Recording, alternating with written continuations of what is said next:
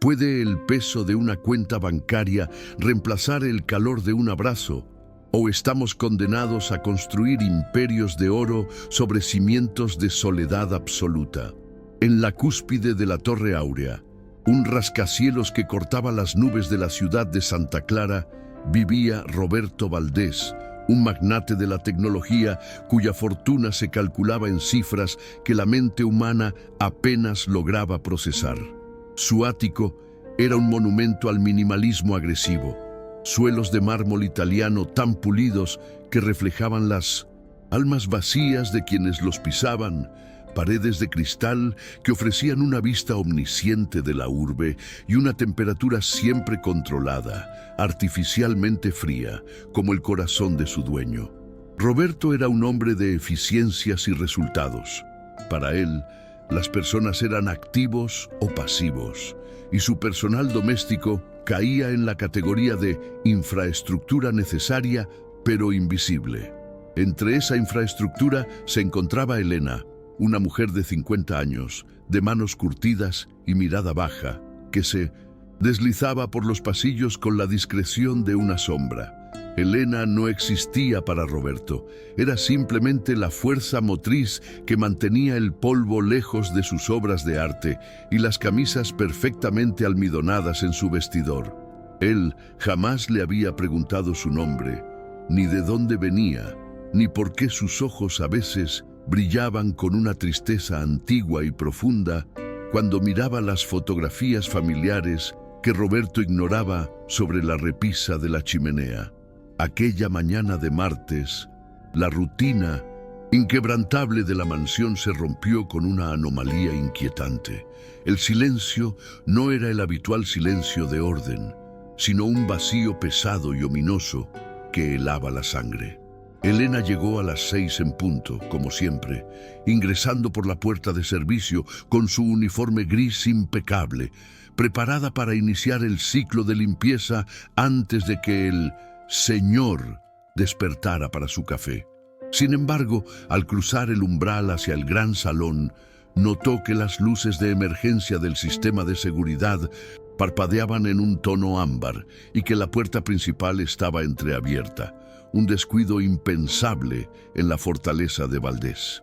El aire olía a encierro y a algo más visceral, un aroma agrio que no correspondía con las fragancias de sándalo que solían perfumar el ambiente. Su corazón comenzó a latir con fuerza contra sus costillas, un tambor de advertencia que la impulsó a dejar sus utensilios de limpieza en el suelo y avanzar con cautela hacia el interior de la vivienda.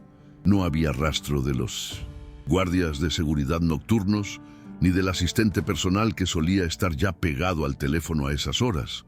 La casa parecía un barco fantasma a la deriva en el cielo de la ciudad.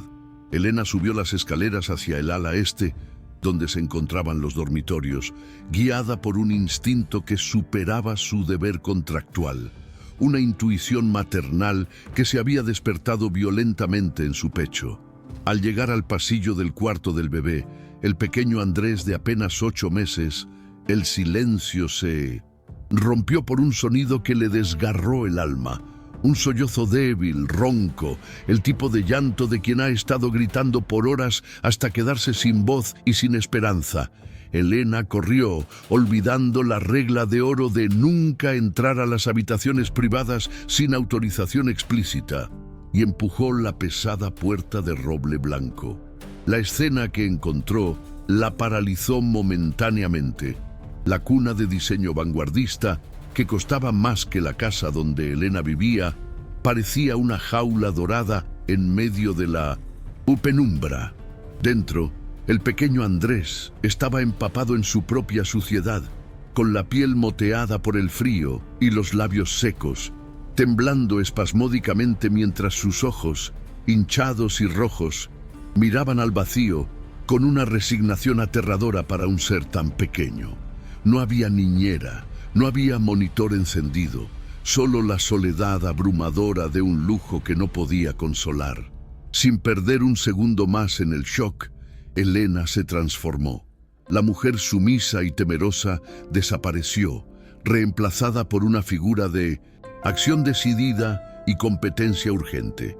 Se acercó a la cuna y levantó al niño con una delicadeza experta, sintiendo inmediatamente la fiebre que irradiaba el pequeño cuerpo y la rigidez de sus músculos por el estrés prolongado. «Ya estoy aquí, mi amor, ya estoy aquí. Shh, respira», susurró con una voz melodiosa y firme, acunándolo contra su pecho para transferirle su calor corporal. Lo llevó rápidamente al baño adyacente, evitando los espejos para no ver su propia expresión de horror, y comenzó a limpiarlo con agua tibia y paños suaves, moviéndose con una precisión quirúrgica que contrastaba con su rol de limpiadora. Mientras lo aseaba, notó los signos de deshidratación severa en la piel del bebé, que tardaba en volver a su lugar al pellizcarla suavemente, y supo que el niño llevaba mucho más tiempo solo del que cualquiera quisiera admitir. Elena preparó una fórmula con la concentración exacta, midiendo cada gramo no como quien sigue instrucciones de un bote, sino como quien entiende la química de la nutrición vital. Las horas pasaron y la mansión seguía desierta, pero en la habitación del bebé se había creado un santuario de humanidad en medio del abandono. Elena se sentó en la mecedora de cuero italiano, que nunca había sido usada por la madre del niño, y mantuvo a Andrés en sus brazos, cantándole nanas en su idioma natal, melodías antiguas que hablaban de estrellas y protección. El bebé, que al principio se mostraba rígido y desconfiado, incapaz de reconocer el consuelo humano, poco a poco fue cediendo. Su respiración se acompasó con la de Elena y sus manitas aferraron la tela áspera del uniforme gris con una fuerza desesperada. Elena no se movió, ignorando el dolor en su espalda y el hambre que empezaba a sentir. Sabía que soltarlo sería confirmar el miedo del niño de que el mundo era un lugar frío y vacío. Ella se convirtió en su ancla, en su universo entero, proporcionándole no solo alimento y limpieza, sino la nutrición emocional que el dinero de Roberto Valdés había olvidado comprar. Elena observaba los monitores médicos apagados y los juguetes electrónicos de última generación tirados en el suelo, sintiendo una mezcla de furia y compasión. Todo el dinero del mundo estaba allí, pero faltaba lo único que realmente importaba. Cerca del mediodía, el sonido del ascensor privado abriéndose en el vestíbulo principal resonó como un trueno distante, rompiendo la burbuja de paz que Elena había construido. Pasos apresurados y voces elevadas, cargadas de estrés corporativo y no de preocupación parental, subieron por la escalera. Era Roberto Valdés, acompañado por su esposa, Sofía, y un séquito de asistentes que cargaban maletas y tablets. Habían regresado de una gala benéfica en el extranjero que se había extendido, asumiendo con una negligencia criminal que la agencia de niñeras de élite había cubierto el turno, sin molestarse en verificarlo personalmente. Entraron en la habitación del bebé no con angustia, sino con la irritación de quien llega a inspeccionar una propiedad. Al ver a Elena sentada en la mecedora con el heredero del Imperio Valdés en brazos, Roberto se detuvo en seco, su rostro contorsionándose en una mueca de disgusto y sorpresa, como si hubiera encontrado una rata sobre la mesa del comedor. ¿Qué demonios significa esto?, bramó Roberto, su voz retumbando en las paredes acústicas, haciendo que el bebé se sobresaltara y volviera a llorar, esta vez de miedo ante la voz de su propio padre. ¿Quién te dio permiso para tocar a mi hijo? Suéltalo inmediatamente. Roberto avanzó con pasos largos y agresivos, su traje de $3,000 crujiendo con la tensión de sus movimientos. Para él, la imagen de su empleada doméstica, con su uniforme barato y su olor a detergente, sosteniendo a su hijo, era una ofensa estética y jerárquica. No vio que el niño estaba limpio, no vio que estaba alimentado, solo vio una transgresión de los límites de clase que él había establecido tan rígidamente. Sofía, detrás de él, miraba la escena con una mezcla de confusión y asco, más preocupada por la higiene del niño que por su estado emocional. Elena, sin embargo, no se encogió ni bajó la mirada como solía hacer cuando Roberto pasaba por el pasillo. Al contrario, apretó al niño más fuerte contra su pecho protectoramente y se puso de pie lentamente, con una dignidad que pareció llenar la habitación y empequeñecer al multimillonario. «El niño estaba solo, señor Valdés», dijo Elena, su voz tranquila pero cortante como el acero. «Lleva solo desde anoche. Estaba deshidratado, hipotérmico y aterrorizado. Nadie vino, nadie llamó. Ustedes se fueron y dejaron la puerta abierta al abismo». Roberto, atónito por la insolencia de la mujer que limpiaba sus inodoros, se puso rojo de ira. «¿Te atreves a sermonearme? Eres una sirvienta. Tu trabajo es limpiar el suelo, no tocar a mi familia. Llamaré a seguridad ahora mismo y te haré sacar a patadas de aquí por intento de secuestro». Roberto sacó su teléfono de última generación, sus dedos temblando por la furia, dispuesto a destruir la vida de la mujer que tenía enfrente. «Has cruzado la línea, Elena, o como te llames. Voy a asegurarme de que nunca vuelvas a trabajar en esta ciudad. Dame al niño». Extendió los brazos de manera exigente pero torpe, sin la suavidad necesaria para recibir a un bebé. Andrés, reconociendo la tensión y la falta de afecto en el gesto de su padre, se giró y escondió la cara en el cuello de Elena, llorando con más fuerza. Fue un rechazo instintivo, brutalmente honesto, que golpeó a Roberto en el ego, aunque su arrogancia le impidió procesar el dolor del rechazo, convirtiéndolo inmediatamente en más ira hacia la empleada. «Lo has puesto en mi contra. ¿Qué le has hecho? Seguridad. Suban al ático ahora mismo», gritó al teléfono. La tensión en la habitación era tan densa que se podía cortar con un cuchillo. Era el choque de dos mundos, el poder financiero contra la autoridad moral. Elena miraba a Roberto directamente a los ojos, sin parpadear, una desafiante estatua de integridad materna frente a la tormenta de narcisismo del empresario. Sabía que estaba arriesgando su empleo, su reputación y quizás su libertad. Pero el peso del niño en sus brazos era una responsabilidad sagrada que trascendía cualquier contrato laboral. En ese momento, Elena no era una empleada. Era la única barrera entre la inocencia de Andrés y la frialdad de sus progenitores. Si estás disfrutando de esta historia llena de drama y emociones intensas, por favor dale me gusta a este mensaje y suscríbete para no perderte las próximas partes. Tu apoyo me ayuda a seguir creando. La llegada de los guardias de seguridad fue estrepitosa. Dos hombres corpulentos en trajes negros irrumpieron en la habitación, con las manos cerca de sus cinturones, listos para neutralizar una amenaza que no existía.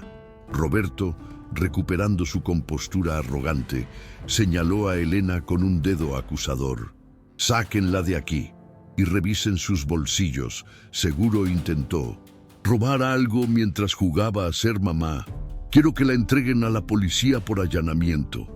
Los guardias avanzaron hacia Elena, pero antes de que pudieran ponerle una mano encima, el pequeño Andrés comenzó a toser de una manera extraña, un sonido seco y metálico que rápidamente se convirtió en un espasmo respiratorio. Su rostro, que había estado sonrosado por el llanto, comenzó a tornarse de un color azulado alarmante alrededor de los labios. El caos estalló.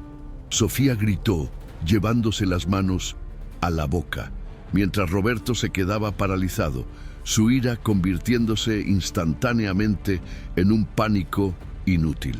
«¡Hagan algo!», gritó a los guardias, quienes se miraron entre sí, confundidos e impotentes, entrenados para combatir intrusos, no para salvar bebés. El niño estaba sufriendo una convulsión febril combinada con una obstrucción respiratoria provocada por el estrés y la mucosidad acumulada durante las horas de llanto ininterrumpido. Roberto intentó arrebatarle el niño a Elena, pero sus Manos temblaban tanto que casi lo deja caer. «Llama al 911, llama al médico privado», gritaba Roberto, completamente fuera de sí, viendo cómo su heredero se desvanecía ante sus ojos. Fue entonces cuando ocurrió lo impensable. Elena, lejos de ser apartada, dio un paso adelante con una autoridad que hizo retroceder a los guardias. «Apártense», ordenó con una voz de mando que no admitía réplica, una voz acostumbrada a dar órdenes en situaciones de vida o muerte.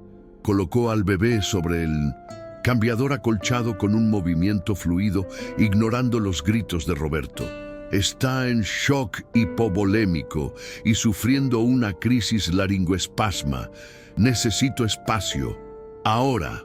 Sus manos, antes vistas solo sosteniendo escobas, se movieron sobre el cuerpo del niño realizando maniobras médicas avanzadas. Verificó las vías respiratorias, aplicó presión en puntos específicos del tórax y posicionó la cabeza del bebé con una técnica perfecta para abrir el paso de aire. Roberto y Sofía observaban, atónitos, incapaces de comprender lo que veían. La sirvienta estaba dando instrucciones precisas.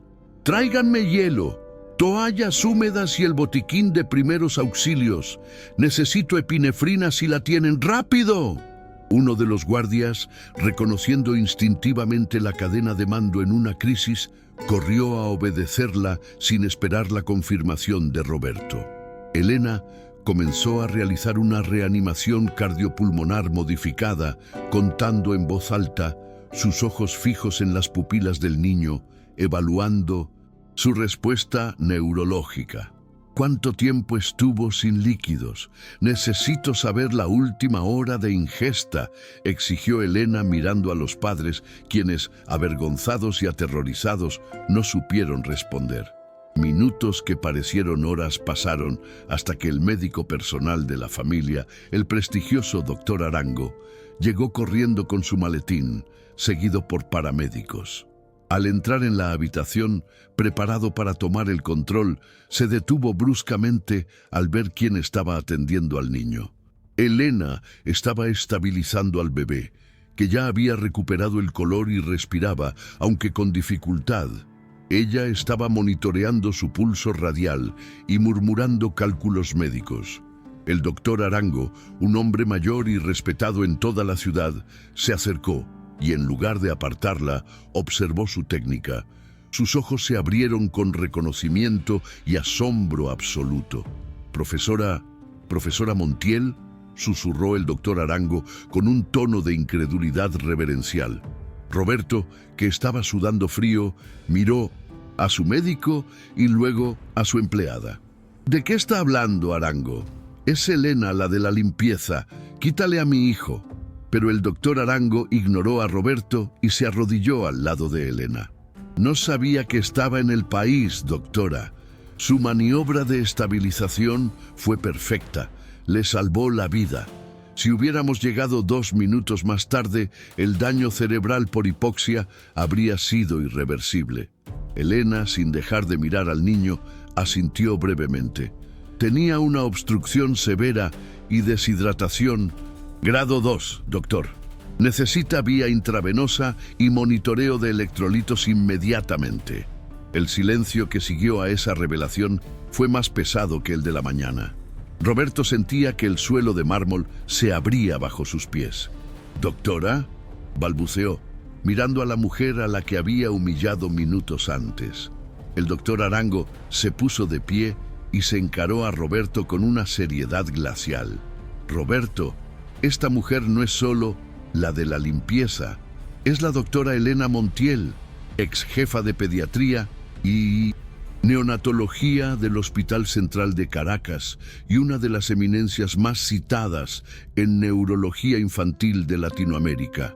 Sus credenciales superan las mías.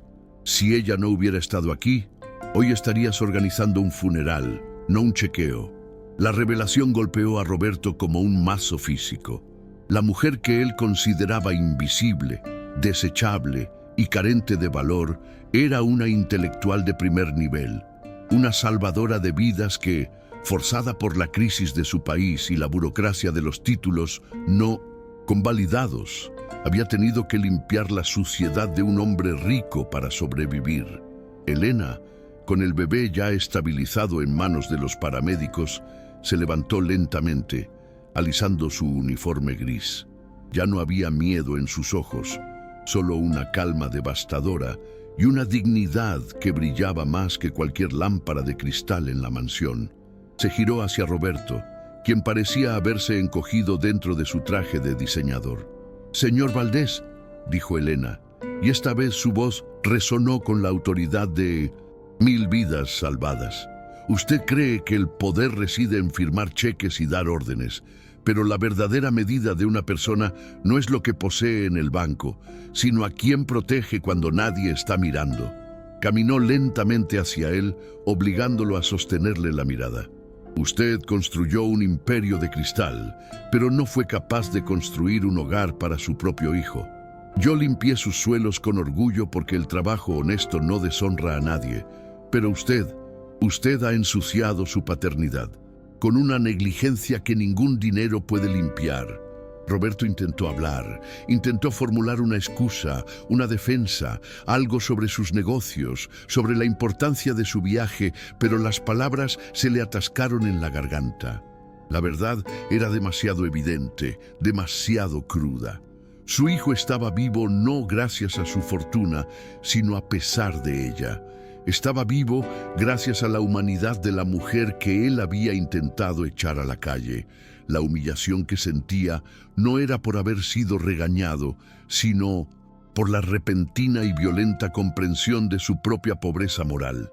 Miró a su hijo, que ahora dormía exhausto en la camilla, y luego miró sus propias manos vacías.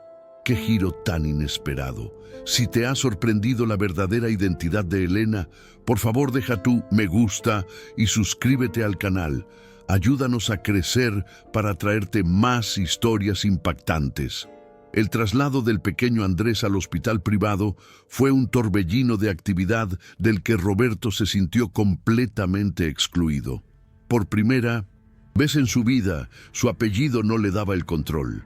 Viajó en la ambulancia, sentado en un rincón, observando cómo Elena, a petición expresa del doctor Arango, acompañaba al niño, sosteniendo su mano y monitoreando sus signos vitales. Sofía lloraba en silencio en el asiento del copiloto, destrozada por la culpa. Al llegar al hospital, la dinámica se mantuvo. Los médicos y enfermeras se dirigían a Elena con respeto profesional, consultándole detalles sobre el episodio, mientras Roberto era relegado a la sala de espera, un espectador impotente de la vida de su propio hijo. Esa soledad en la sala de espera, rodeado de revistas de lujo que no le importaban a nadie, fue su purgatorio personal. Pasaron 3 días en los que Roberto apenas salió del hospital. Ver a su hijo conectado a monitores, tan frágil y pequeño, derrumbó las barreras de su ego. Pero lo que más le impactó fue ver la interacción entre Andrés y Elena. Cuando el niño despertaba, no buscaba a sus padres. Sus ojos recorrían la habitación, buscando el rostro amable de la mujer que lo había salvado. Cuando Elena entraba, el ritmo cardíaco del bebé se estabilizaba. Roberto observaba desde la puerta, sintiendo una punzada de celos, pero sobre todo una profunda vergüenza. Se dio cuenta de que podía comprar el hospital entero, pero no podía comprar esa mirada de confianza que su hijo le regalaba a la exdoctora. Una tarde, Roberto encontró a Elena en la cafetería del hospital. Ella estaba tomando un café barato, mirando por la ventana con expresión cansada. Él se acercó, no con su paso habitual de conquistador, sino con una vacilación nueva, casi tímida. Se sentó frente a ella sin pedir permiso, pero sin arrogancia. Colocó un sobre grueso sobre la mesa. «Aquí hay un cheque en blanco», dijo Roberto con voz ronca, «y los papeles para regularizar su título médico en este país. Mis abogados se encargarán de todo. Puedo abrirle su propia clínica si quiere. Es lo menos que puedo hacer». Era su forma de pedir. Perdón, la única que conocía, a través del dinero. Elena miró el sobre y luego a los ojos de Roberto. Con una suavidad que él no esperaba, empujó el cheque de vuelta hacia él, pero retuvo los papeles de validación de su título. Aceptaré la ayuda legal para mis credenciales, señor Valdés, porque mi vocación es curar y quiero volver a ejercer legalmente, pero no quiero su dinero. Roberto parpadeó, confundido. ¿Por qué? Es una fortuna. Podría dejar de trabajar para siempre. Elena sonrió, tristemente, porque si acepto su dinero, usted sentirá que ha pagado su deuda, sentirá que ha comprado su redención. Y la redención, Roberto, no se compra, se gana. Usted no necesita pagarme a mí, necesita pagarle a su hijo con tiempo, con presencia, con amor. Eso es mucho más caro que este cheque. Esa conversación fue el punto de inflexión.